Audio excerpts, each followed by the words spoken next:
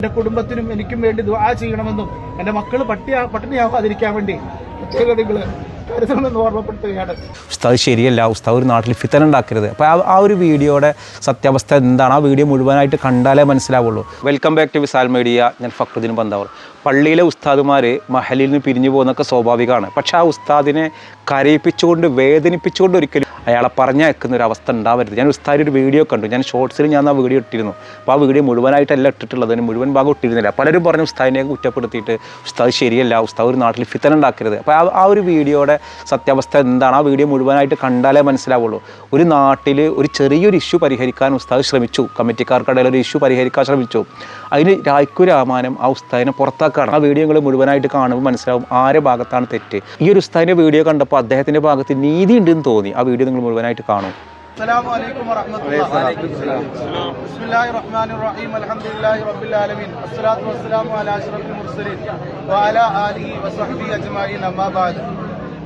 ഇവിടെ കമ്മിറ്റിയുടെ തീരുമാനപ്രകാരം ആ തീരുമാനത്തെ മാനിച്ചുകൊണ്ട് ഞാൻ ഈ പള്ളിയിൽ നിന്ന് ജോലിയിൽ നിന്ന് പിരിയുകയാണ്. കമ്മിറ്റിയുടെ തീരുമാനം ഈ ജോലിയുടെ പിരിയുന്ന സമയത്ത് ഞാൻ മദ്രസ പഠിപ്പിക്കുന്ന കുട്ടികൾ എൻ്റെ അടുത്ത് സങ്കടത്തോടുകൂടി പറഞ്ഞു, ഉസ്താദ് പോകുന്നതിൽ ഭയങ്കര വിഷമമുണ്ട്. അതേ പ്രകാരം തന്നെ ഉസ്താദ് പോയി കഴിഞ്ഞാൽ ഞങ്ങൾ മദ്രസയിൽ ഇനി പഠിക്കാൻ വരുന്നില്ല എന്ന് പറഞ്ഞു. ആ സമയത്ത് ഞാൻ പറഞ്ഞൊരു വർത്താനുണ്ട്, ഇവിടെ എനിക്ക് പുറത്ത് കുറെ പള്ളികൾ കിട്ടും, ജോലിക്ക് കിട്ടും. പക്ഷെ നിങ്ങൾക്ക് മദ്രസ ഒന്നേ ഉള്ളൂ, നിങ്ങൾക്ക് പള്ളി ഒന്നേ ഉള്ളൂ, നിങ്ങൾക്ക് മക്കാം ഒന്നേ ഉള്ളൂ.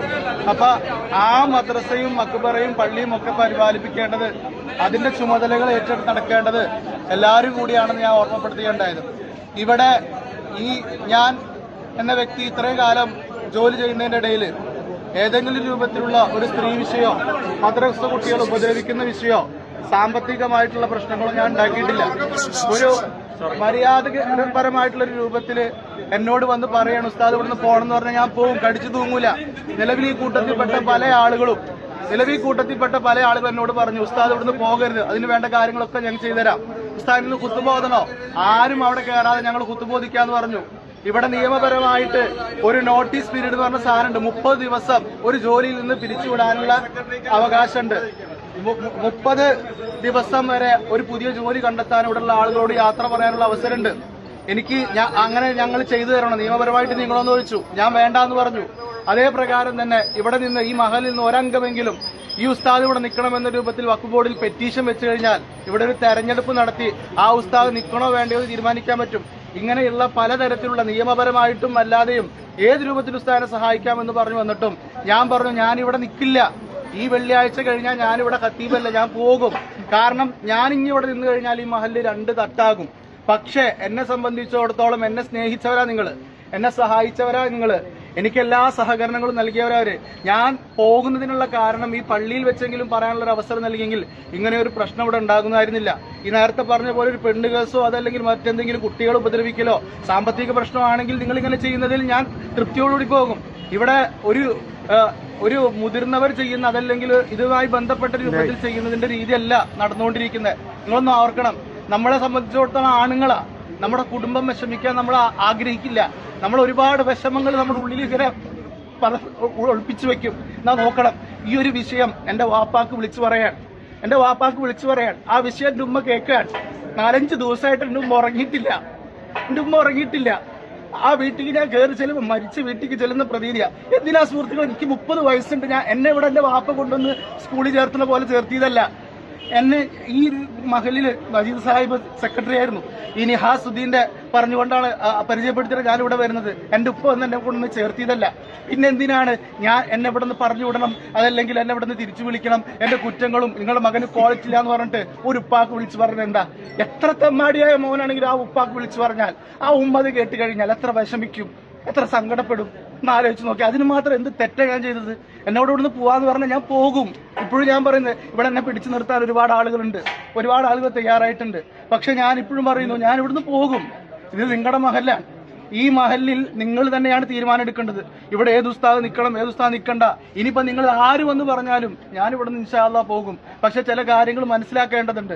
ഒരു ഉസ്താദ് എന്ന് പറഞ്ഞു കഴിഞ്ഞാൽ 10 വർഷം 12 വർഷമൊക്കെ പഠിച്ച് ഒരു ജോലിക്ക് വേണ്ടി ഇറങ്ങുമ്പോൾ ദീനി ദഅവത്ത് ലക്ഷ്യം വെച്ചുകൊണ്ട് ഇറങ്ങാൻ ഒരു തെറ്റ് കണ്ടാൽ ആ തെറ്റെന്താണെന്ന് കാണിച്ചു കൊടുക്കൽ ഈ ഉസ്താദിന്റെ കടമയാണ്. ഇവിടെ മുന്നേ ഒരു കമ്മിറ്റി ഉണ്ടായിരുന്നു ഞാൻ വരുന്ന സമയത്ത്. അതിനുശേഷം മുത്തവല്ലി ഭരണമുണ്ടായിരുന്നു. എനിക്ക് എൻ്റെതായ നിലപാടുകളും വ്യക്തിത്വവും ഞാൻ അവിടെയൊക്കെ കാത്തു സൂക്ഷിച്ചിരുന്നു. ഇവിടെ ഇപ്പോൾ ഈ ഒരു പ്രശ്നം ഉണ്ടാവാനുള്ള കാരണം കമ്മിറ്റിയിൽ നിന്ന് മദ്രസയിലേക്ക് ഒരു അംഗത്തെ തെരഞ്ഞെടുക്കണം, മദ്രസയുമായി ബന്ധപ്പെട്ട കാര്യങ്ങൾ നോക്കാൻ.